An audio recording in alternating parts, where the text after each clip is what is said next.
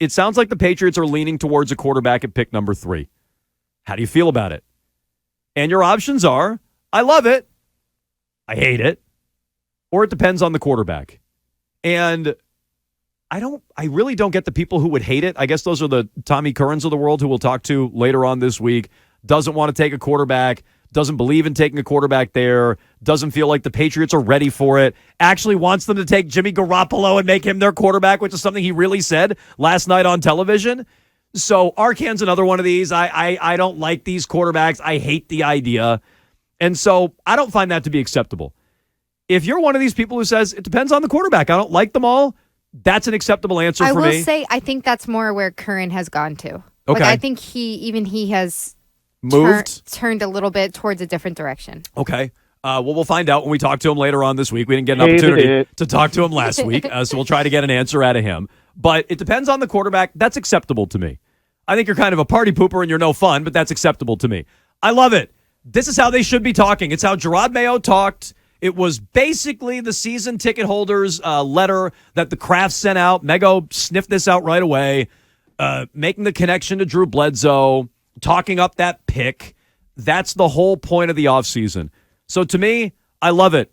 This is what they should be doing. They should be locked in on quarterbacks at pick 3. I don't want to hear about trading back. I don't want to hear about Marvin Harrison Jr. I definitely don't want to hear about Joe Alt or whatever offensive lineman they could take. None of that makes sense to me. Figure out who's going to be there.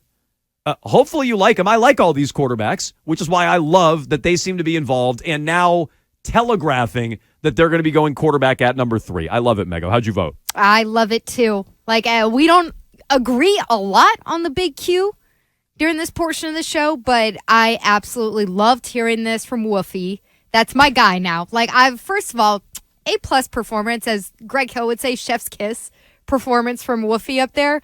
Basically just, I think, telling us that they are leaning very heavily towards the number 3 pick, going to a quarterback.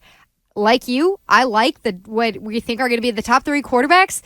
And I don't want them to operate out of fear at all. Like my favorite part of his whole availability was when he said, if you look around the league, most of the starting quarterbacks are first rounders.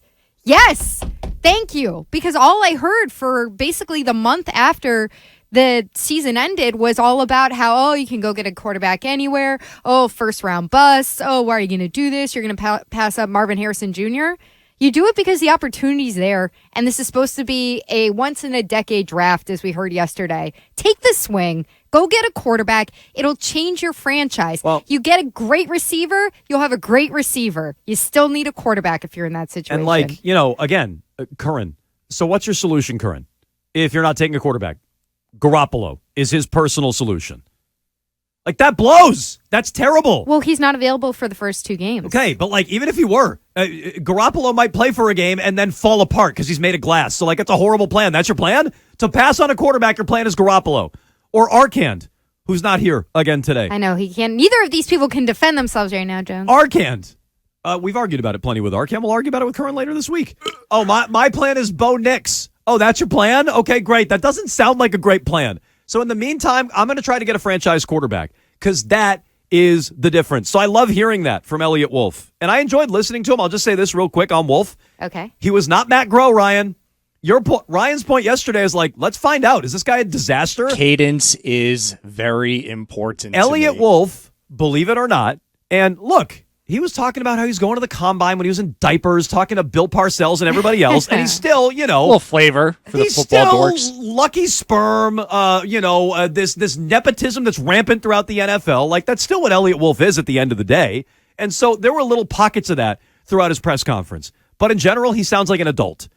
He doesn't sound like a snivelly little brat like Matt Groh who has no idea what's going on. You know who else he doesn't sound like? What? Bill Belichick, that was my biggest point of contention with Matt Groh, is the verbiage, the cadence, the delivery, everything about Matt Groh is oh my God, he's just a little Belichick clone. He sounds like Steve. He sounds like Brian. He sounds like he is Matt Belichick. So, look. And I really appreciated that Elliot Wolf actually kind of sounded like his own human being. Okay, we don't know that. What does Ron Wolf sound like? Like, if I had to... Not Bill Belichick. If I had to wager, my guess is he sounds exactly like Ron Wolf. I have a very low bar, Adam. He's still a little Very prototype. He's still a little prototype, a little, facsimile of his father, I'm sure. But whatever, I'll take it. It's different than Bill, and he doesn't sound like a child like Matt Groh. So I like that. Here's a little more Elliot Wolf. Here's the exchange. Mego just referenced it. Where do you find quarterbacks, and how does he feel about the development of a quarterback? How long should they sit? Here's that exchange. Yeah, I think when you look throughout the league, that's a good question. I think when you look throughout the league, most of the quarterbacks are first-rounders. Yes. I think there's exceptions to be had, like, Dak Prescott, Brock Purdy, and Tom Brady. Shut up about them. But I think just the league-wide understanding of how important that position is and how important it is to have somebody there that can help you, win games and get over the hump has changed league-wide. Okay, so do we have the Green Bay portion of that as well, or no? If not, it's not a big deal. But he went on to talk about the development and quarterbacks sitting for a year. And one thing I like that he said there is, well, yeah, that's worked for Green Bay. He joked that they were lucky with Aaron Rodgers and Jordan so Love. humble, this guy. Okay. But also he said, yeah, but that's not the same for every single quarterback, which I liked hearing, because the quarterback here better play. I don't want the quarterback to sit. I don't want the quarterback to wait 4 years before he plays Aaron Rodgers or Jordan Love. I want to know what the quarterback is. I want to find out early. And he said there are benefits to knowing early. Throw them into the fire, find out what they have. But I largely agree with him. You can find quarterbacks elsewhere. I've said this before. I'm guilty of this. You can find them. You can find your Russell Wilson. You can find your Dak Prescott. You can find your Kirk Cousins. You can find your Tom Brady. You can find Brock Purdy, who I think can really play.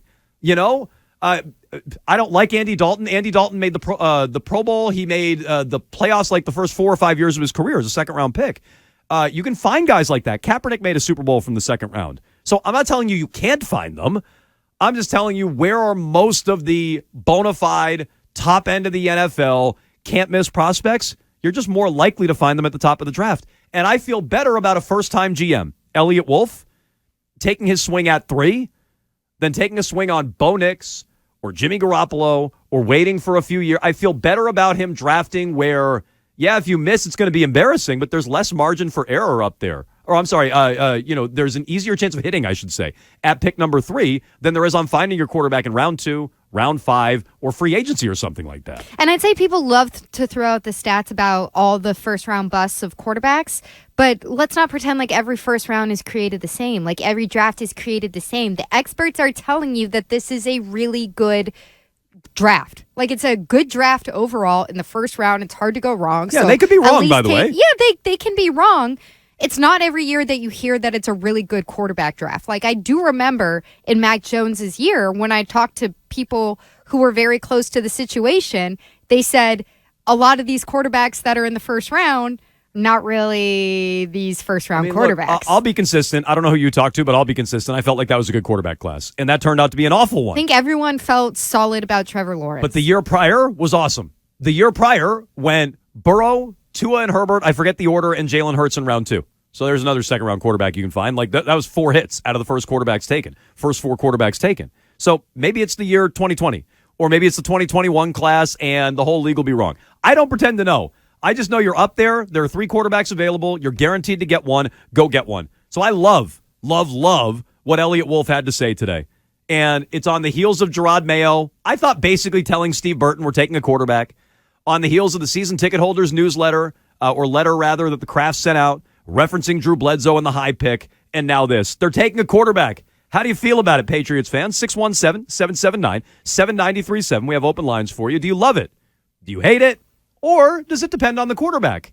And I want to hear how you would rank them. If it depends on the QB for you, I want to hear who do you want there, who wouldn't you want there. I want to hear from fans now, not after the draft pick in a couple of months.